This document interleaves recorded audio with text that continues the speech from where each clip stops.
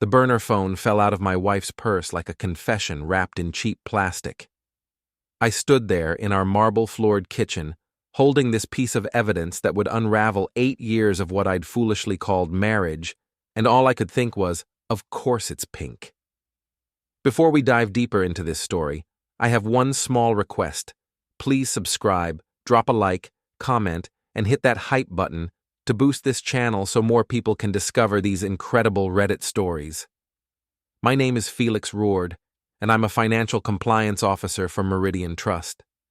That means I spend my days hunting down financial irregularities, following money trails, and exposing lies people think they've buried deep enough. The irony wasn't lost on me that I'd missed the biggest fraud happening right under my own roof. Brielle Torren, she kept her maiden name for professional reasons, had always been theatrical. As a luxury event planner, she orchestrated million-dollar weddings and corporate galas for Manhattan's elite. She was beautiful in that calculated way that required 2 hours of preparation and a lighting designer. Everything about our life looked perfect from the outside. The Upper East Side condo, the charity events, the social media posts of us looking impossibly happy. But perfect and real are two very different things. The phone buzzed in my hand. A text from Teddy V appeared. "Can't wait to feel you again tonight. Same hotel, room 412.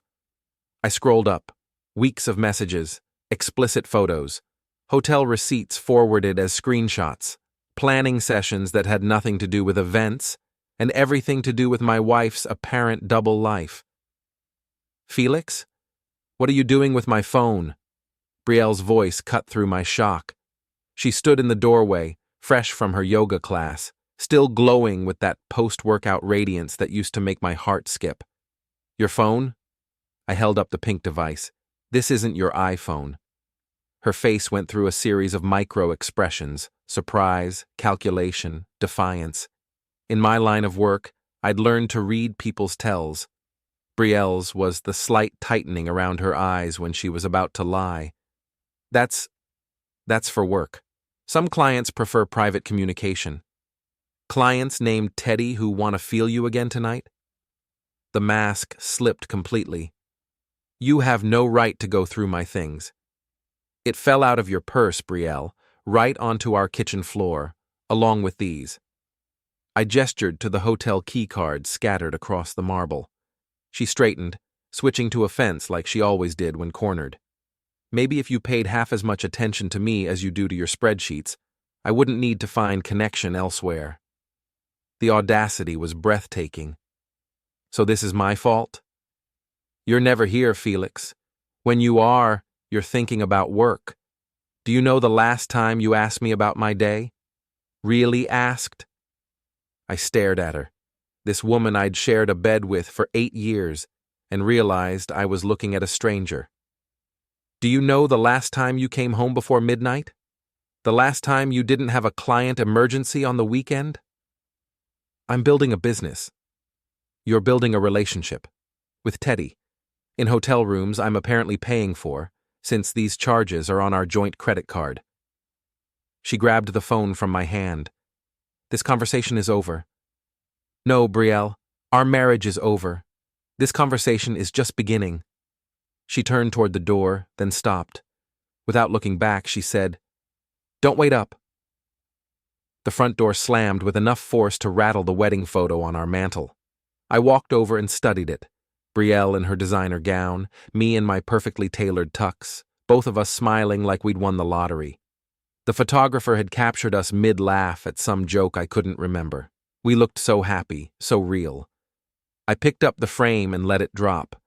The glass spiderwebbed across our faces. My phone rang. Maris Ventor, Brielle's younger sister and the only member of her family I actually liked. "Felix? I just got a very interesting call from Brielle. Something about you losing your mind and violating her privacy. Want to tell me what really happened?" Maris was a clinical therapist with a practice in Soho. She had the rare ability to cut through bullshit with surgical precision, which made family dinners interesting and made her the only person I trusted completely. I found her burner phone, Months of affair evidence, hotel receipts, explicit messages, the whole cliché. Silence. Then, Teddy Voss? You know about him? Real estate developer, married, 3 kids, drives a Tesla like he's saving the world while he builds luxury condos that displace working families. Brielle's mentioned him. A lot. I wondered. She just left. Blamed me for her cheating, then walked out like I'm the problem. Where are you now? Home. Staring at broken glass and wondering how I missed this. You didn't miss it, Felix. You trusted your wife. That's what normal people do. The fact that she violated that trust says everything about her, and nothing about you. Maris had always been the stable one in her family. While Brielle chased glamour and status, Maris built a practice helping people navigate their worst moments. She was also the only person who'd ever called Brielle out on her manipulative behavior. What do I do now? First, you document everything. Every message, every receipt, every piece of evidence. Second, you protect your assets. Third, you remember that you're Felix Rourde. You hunt down financial fraud for a living. This is just another case. This is my marriage. No, Felix. Your marriage ended the moment she started lying. This is just you finding out about it. After we hung up, I sat in our living room. My living room now, I supposed, and tried to process what had just happened. 8 years of shared history, reduced to a pink burner phone and hotel receipts. The woman I'd loved, or thought I'd loved, was essentially a stranger who'd been using me as a financial safety net while exploring her options. The apartment felt different already. Bigger, emptier, but also somehow cleaner, like an infection had been lanced. I walked to my home office and opened my laptop. If Maris was right, and she usually was, then I needed to approach this like a case. Gather evidence, analyze patterns, build an airtight narrative. I started with our joint accounts. The pattern was obvious once I looked for it. Cash withdrawals every Tuesday and Thursday, her yoga days. Hotel charges on the corporate card I'd given her for business expenses. Uber rides to addresses that weren't client locations. The evidence was damning and comprehensive. But as I compiled it, something else was building inside me. Not just hurt or betrayal, but something colder, more focused. Brielle had made a critical error. She'd betrayed someone whose job it was to uncover financial deception. Someone with access to resources, connections, and a very specific set of skills. She wanted to play games? Fine. But she'd picked the wrong opponent. The next morning, I woke up alone for the first time in 8 years. Brielle hadn't come home. Her side of the bed was still perfectly made, like a hotel room waiting for its next guest. The metaphor wasn't lost on me.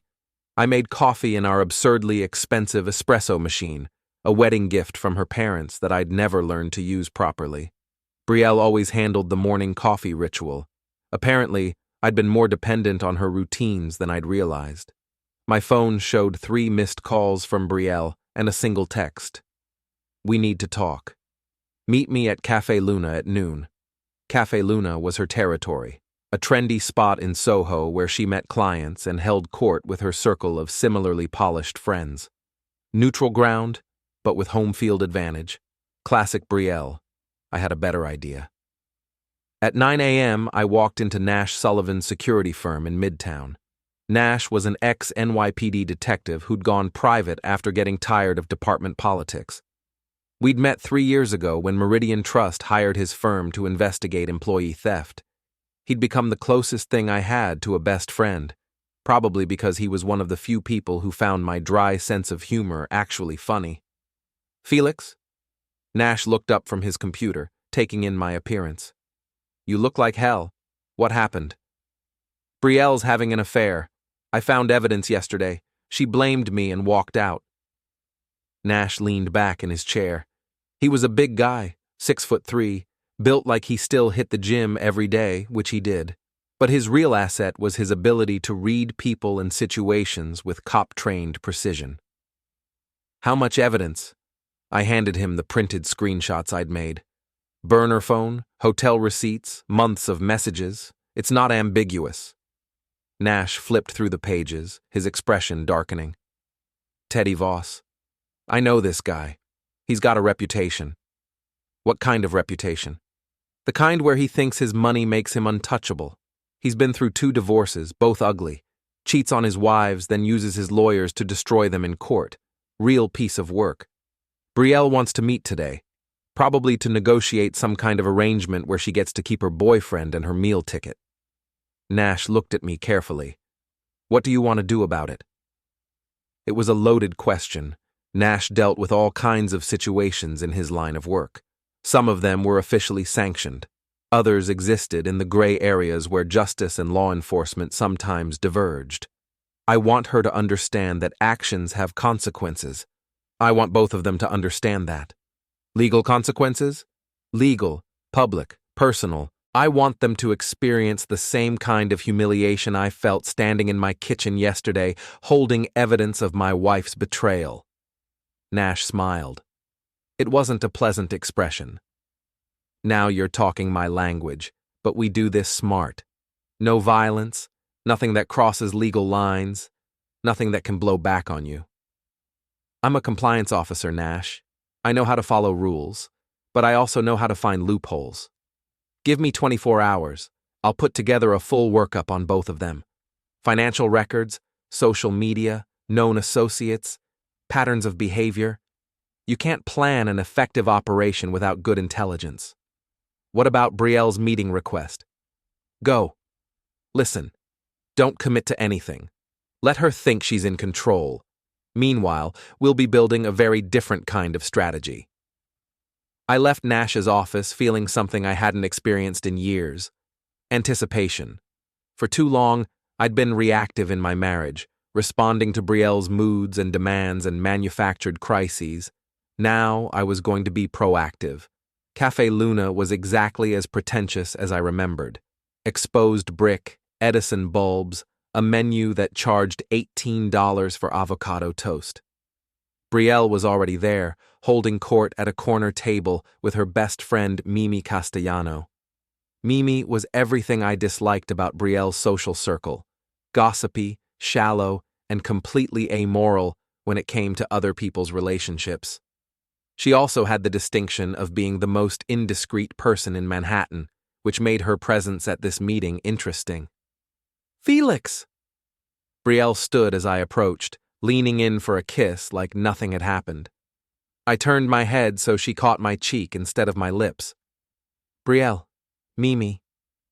I sat down across from them, noting how they'd positioned themselves on the same side of the table. United front. Mimi was just leaving, Brielle said, but Mimi made no move to go. Actually, I think I'll stay. Someone needs to make sure this conversation stays civilized. The audacity was remarkable.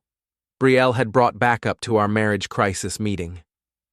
Let me save us all some time, I said. You're going to tell me that yesterday was a misunderstanding, that your relationship with Teddy is complicated but not what it looks like, that if I'm willing to work with you, we can rebuild our marriage stronger than ever. Brielle blinked, clearly thrown by my directness. Yes, essentially. And in return, I'm supposed to pretend I never saw months of explicit messages and hotel receipts. I'm supposed to ignore the fact that you've been using our joint accounts to finance your affair. I'm supposed to be grateful that you're willing to give me another chance. Felix, you're being dramatic. No, Brielle, I'm being accurate. This is what you do. You create chaos, then position yourself as the reasonable party offering solutions. But here's the thing. I'm not interested in solutions. I'm interested in consequences. Mimi leaned forward. Are you threatening her? I'm informing her. There's a difference. I stood up. Brielle, you made your choice. Now you get to live with it. But so do I. And my choices might surprise you. I walked out of the cafe without looking back.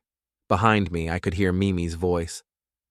What does he mean his choices might surprise you? Good question, Mimi. You'll find out soon enough. My phone rang as I reached the street. Maris. How did the meeting go?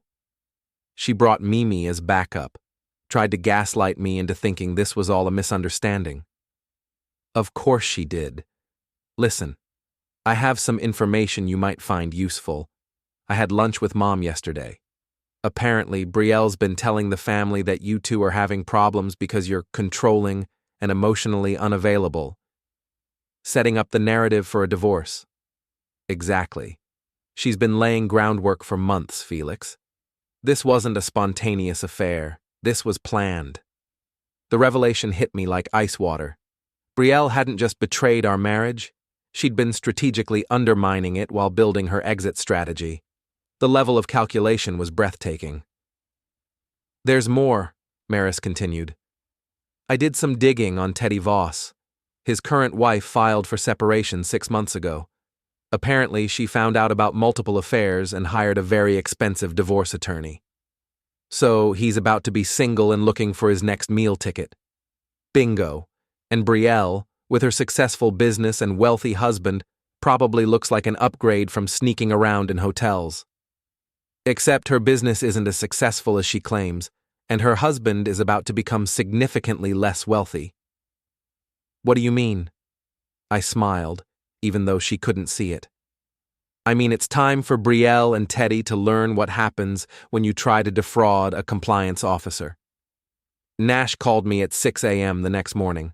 I've got everything you need. Can you meet me at my office in an hour? I'd barely slept, but my mind was sharp with purpose. On my way. Nash's conference room looked like a police investigation board. Photos, financial records, timeline charts, and social media printouts covered every surface. In the center was a detailed dossier on Theodore Teddy Voss. Your wife's boyfriend is a piece of work, Nash began. 3 failed businesses, 2 messy divorces, currently facing a third. He owes back taxes, child support, and has liens on 2 of his properties. The guy's basically broke. But he drives a Tesla and lives in a mansion. Leased Tesla, mortgaged mansion, he's leveraged to the eyeballs and 1 bad month away from bankruptcy, which explains his interest in your wife. Nash flipped to another section. Brielle's business finances are interesting too. She's been inflating her income on loan applications, claiming revenue from events that never happened. Classic fraud. How do you know that? I have a contact at the bank she uses for business loans. Turns out, when you're investigating financial crimes, people in the industry are usually happy to share information about suspicious accounts.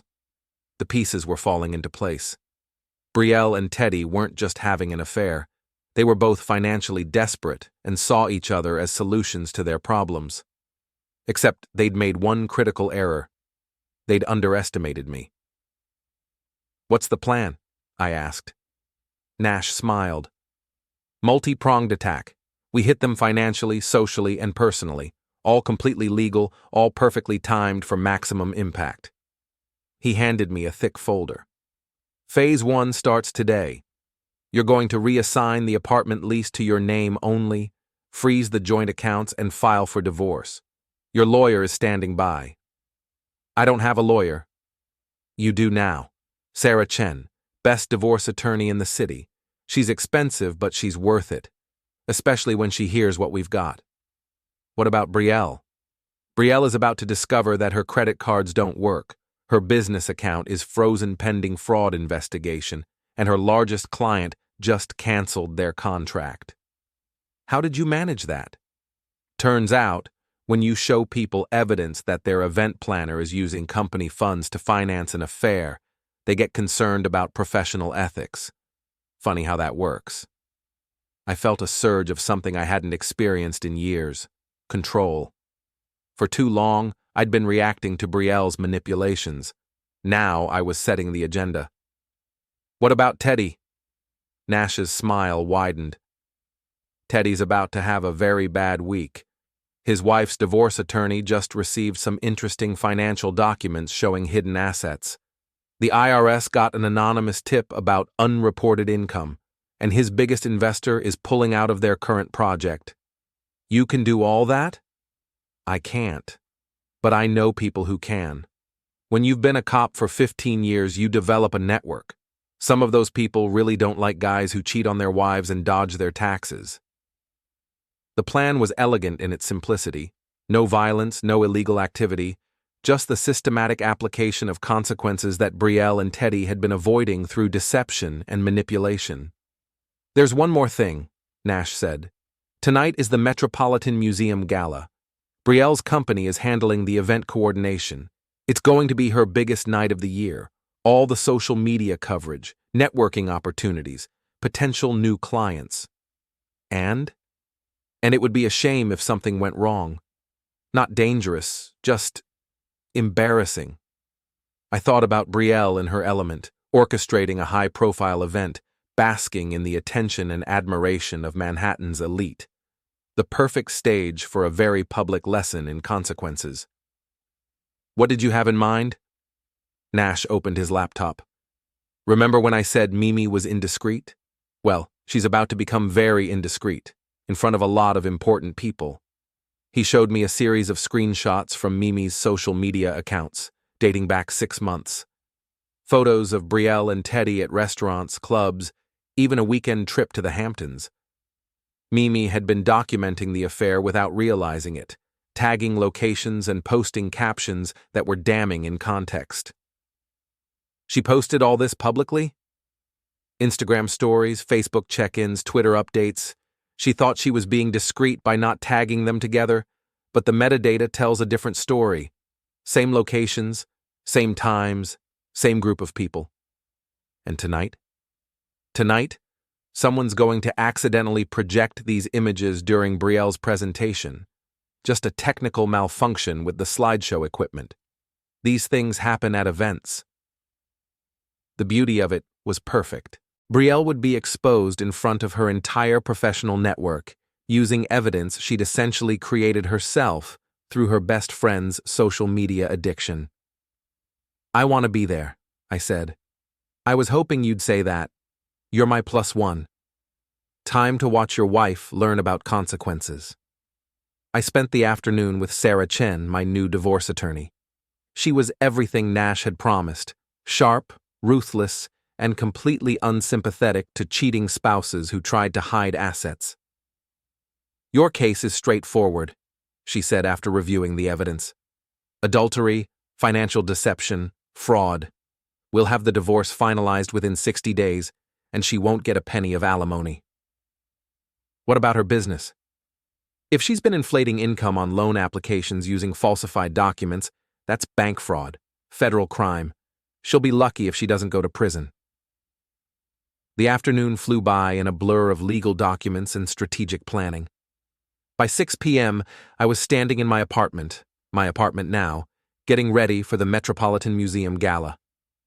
I'd chosen my best tuxedo, the one Brielle had picked out for our anniversary last year. The irony seemed appropriate. Nash picked me up in a black sedan. He looked comfortable in his tuxedo, like a man who'd attended his share of formal events in various professional capacities. "Ready for this?" he asked as we pulled up to the museum. I watched the parade of Manhattan's elite walking up the steps in their designer gowns and perfectly tailored suits. Somewhere in there was my wife, probably feeling like she was on top of the world, completely unaware that her life was about to implode. "I've been ready for this my whole marriage," I said. The gala was everything I expected: overpriced champagne, pretentious conversations, and enough social posturing to power a small city.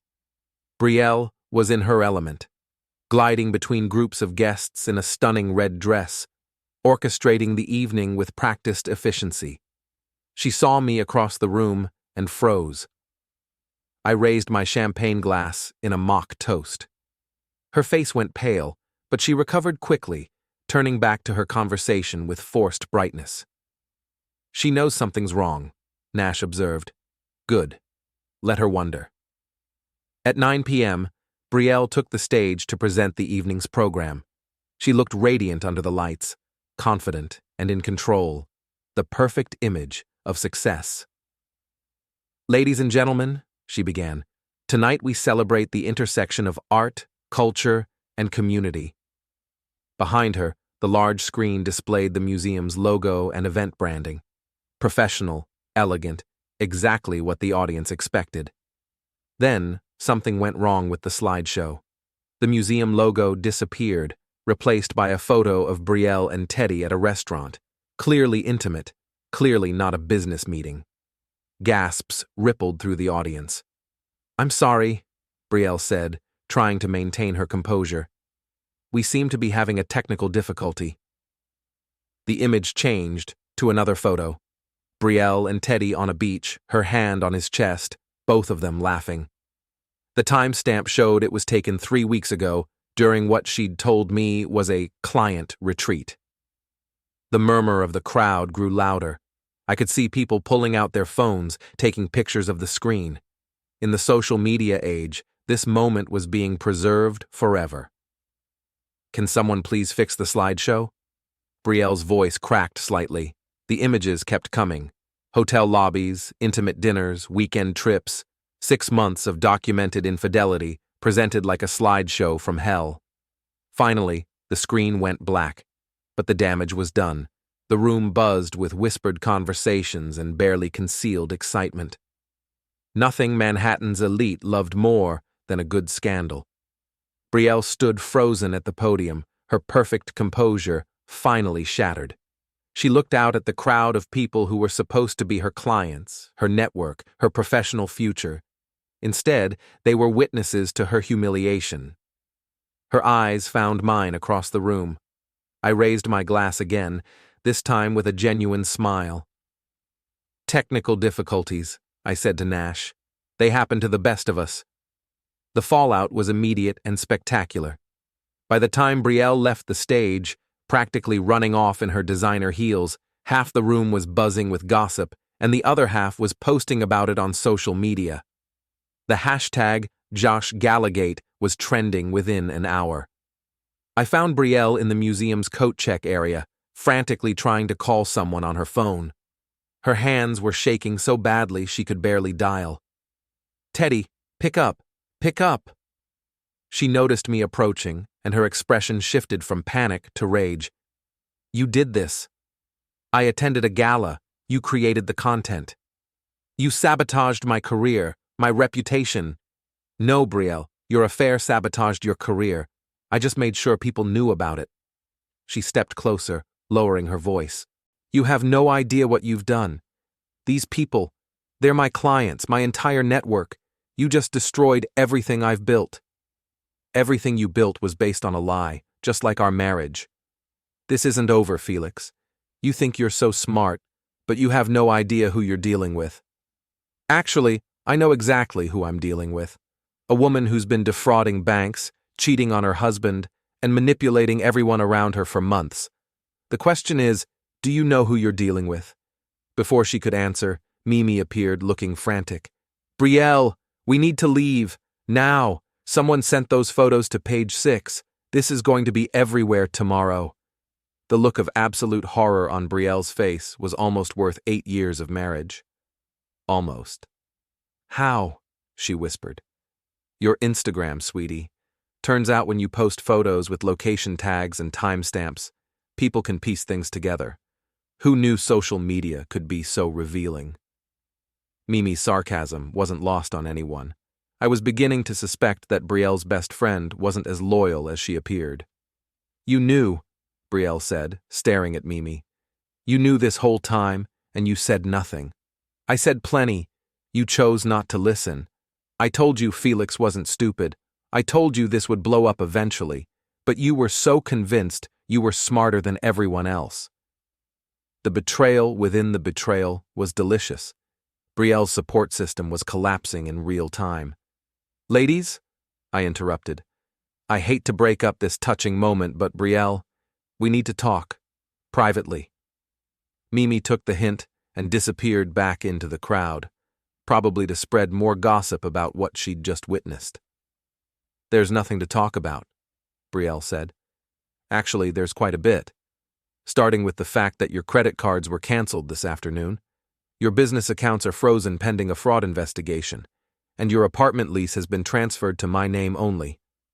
The color drained from her face. "You can't do that." I already did. Turns out when you have documented evidence of adultery and financial fraud, lawyers can move very quickly. Where am I supposed to live? I hear Teddy has a nice place. Oh wait, his wife's divorce attorney just froze his assets too. Something about hidden income and tax evasion. Funny how these things work out. Brielle sank into a nearby chair, the full scope of her situation finally hitting her. This is insane. You're destroying both our lives over a mistake. A mistake? Months of planning, lying and cheating is a mistake? Using our joint accounts to pay for hotel rooms is a mistake? I never meant for it to happen this way. No, you meant for it to happen quietly, while you positioned yourself for a profitable divorce. But you made one error, Brielle. You underestimated me. My phone buzzed. A text from Nash. Phase 2 complete. Teddy's having an interesting evening too. What's Phase 2? Brielle asked, reading over my shoulder. You'll find out. But first you should know that I've filed for divorce. You'll be served tomorrow morning. Sarah Chen is representing me. You might want to get your own lawyer, a good one. Sarah Chen? Felix? She's the most expensive divorce attorney in the city. Yes, she is. And she's very good at what she does. Brielle stood up, smoothing her dress with hands that still trembled slightly. You think you've won something here, but this isn't over. I'll fight you on everything, the apartment, the assets, all of it. With what money?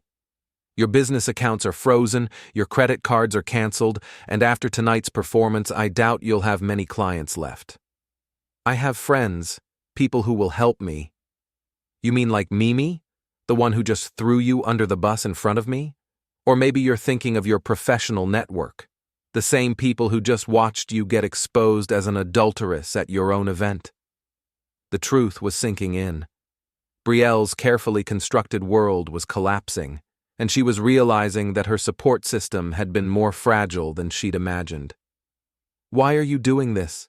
She asked, and for the first time she sounded genuinely vulnerable. Because actions have consequences, Brielle.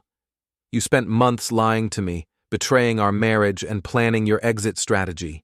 Did you really think I'd just accept it quietly? I thought you'd be reasonable. I am being reasonable.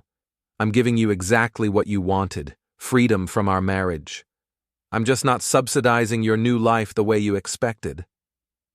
She stared at me for a long moment, and I could see her calculating, trying to find an angle, a way to regain control. But there wasn't one. For the first time in our relationship, I held all the cards. I need my things from the apartment. Your personal belongings will be packed and delivered to wherever you're staying. Everything else stays. Felix, goodbye, Brielle. I walked away, leaving her sitting in the coat check area of the Metropolitan Museum, surrounded by the wreckage of her carefully planned deception. Behind me, I could hear her finally breaking down, the sobs echoing off the marble walls. Nash was waiting by the museum entrance, scrolling through his phone with evident satisfaction. How's Teddy's evening going? I asked. About as well as his wife's. The photos from tonight somehow made their way to his wife's lawyer, and the IRS, and his business partners. Turns out when you're already facing divorce proceedings and tax investigations, being publicly exposed as an adulterer doesn't help your case. Where is he now? Last I heard, he was at his lawyer's office, trying to figure out how to minimize the damage. But between the divorce, the tax issues, and now this public scandal, he's looking at financial ruin. We walked down the museum steps into the cool night air. Manhattan sparkled around us, indifferent to the small human dramas playing out in its shadows. How do you feel? Nash asked. I considered the question. 8 hours ago, I'd been a betrayed husband with a cheating wife and a comfortable life built on lies. Now I was a single man with a clear conscience and complete control over my future. Lighter, I said finally. Like I've been carrying extra weight for years and finally put it down. Any regrets? Only that I didn't see through her sooner. Nash clapped me on the shoulder. Come on, let's get a drink. We're celebrating. Celebrating what?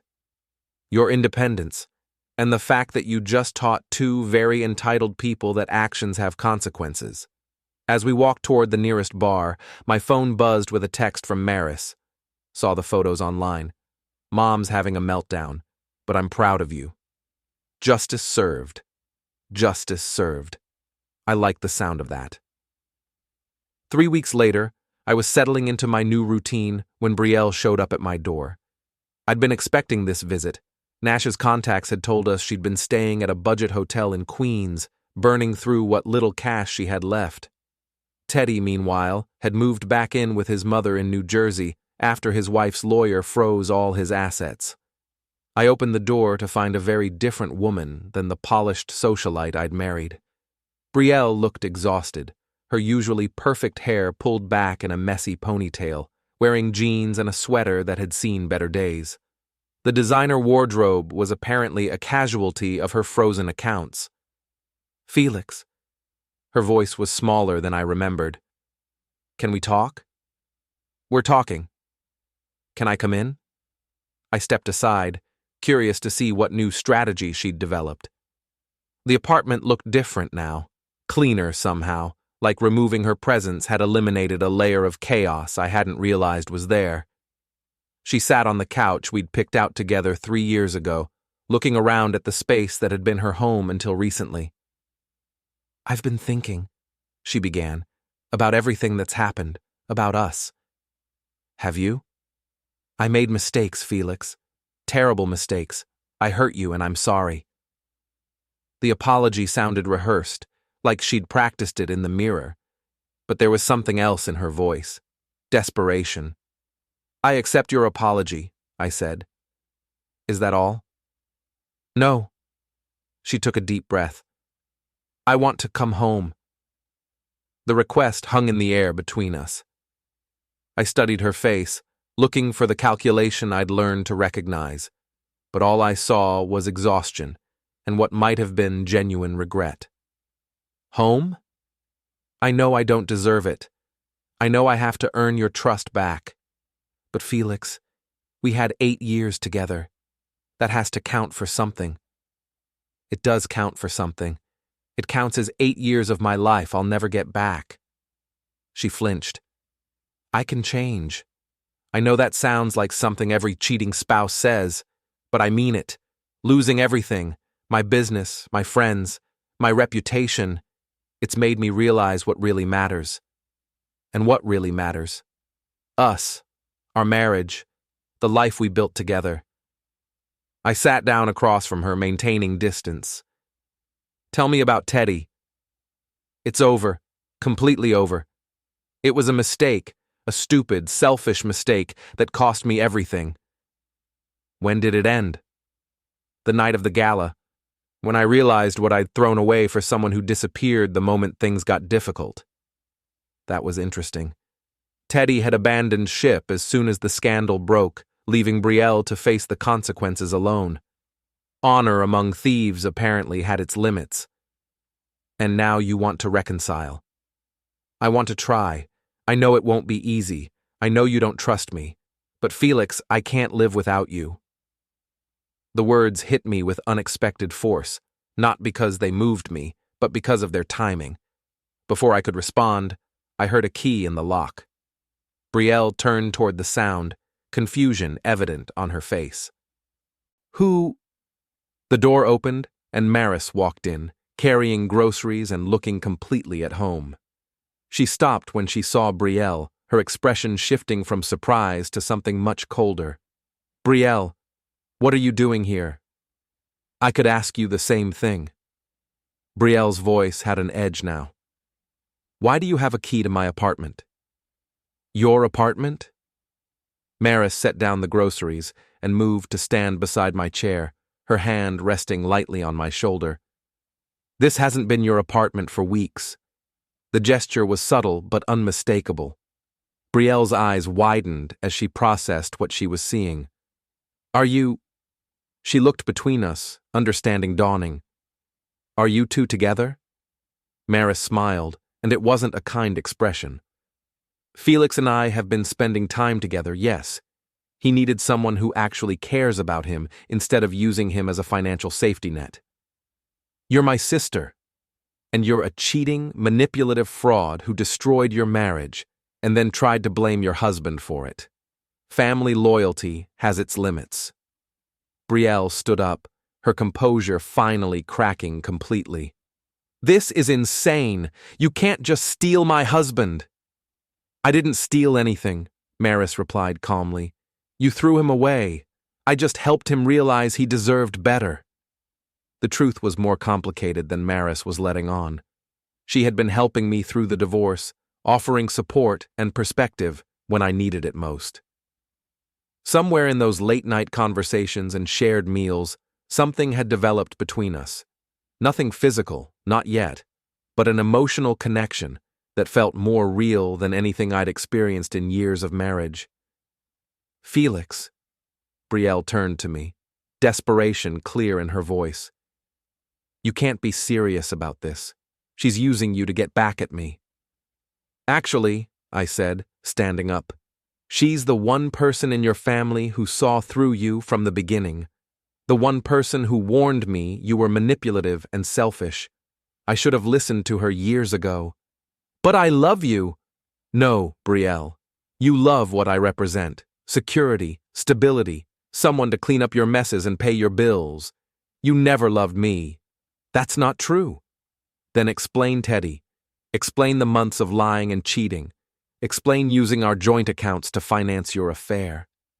She had no answer for that. How could she? I get it now, she said finally. I can't live without you. The words she'd practiced, the plea she'd come here to make. But before I could respond, Maris stepped forward, her smile cold and final. Then you'll have to learn. The finality in those words hit Brielle like a physical blow. She looked between us one more time, seeing her sister and her ex-husband united against her, and finally understood that her carefully planned reconciliation was never going to happen. This isn't over, she said, but the fight had gone out of her voice. Yes, I said quietly. It is. Brielle walked to the door, then turned back one last time. You think you've won something here, but you'll see. She'll do the same thing to you eventually. It's what our family does. Maybe, Maris said, but Felix knows how to handle liars and cheaters now. He's had practice. After Brielle left, Maris and I stood in the quiet apartment, processing what had just happened. The confrontation I'd been dreading for weeks was over, and it had ended exactly as it should have. How do you feel? Maris asked. Free, I said. Finally free. She moved closer, and for the first time since this whole nightmare began, I felt like I could breathe completely. Brielle's last desperate gambit had failed, and now there was nothing left between us but legal paperwork and bad memories. So what happens now? Maris asked. Now we figure out what comes next. Together. 6 months later, the divorce was finalized. Brielle got nothing. No alimony, no assets, no sympathy from the judge who'd reviewed the evidence of her fraud and adultery. She'd moved back in with her parents in Connecticut, her event planning business destroyed by scandal and legal troubles. Teddy fared even worse. His wife's divorce attorney had been ruthless, the IRS investigation had found significant unreported income, and his business partners had cut ties to avoid being associated with his legal troubles. Last I heard, he was working at a car dealership in Newark, trying to rebuild his life from scratch. Maris and I took things slowly, building something real on the ruins of my failed marriage. She understood betrayal in ways that made her appreciate honesty. I understood deception in ways that made me treasure authenticity.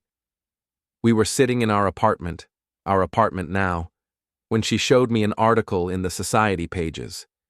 Brielle had been arrested for bank fraud, finally caught in the web of lies she'd been spinning for years. Any regrets? Maris asked. I thought about it for a moment.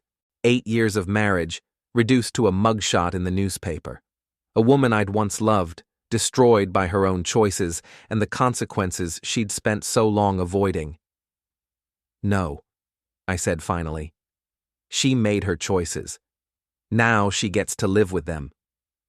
Justice, it turned out, was a dish best served with patience, precision, and the systematic application of consequences.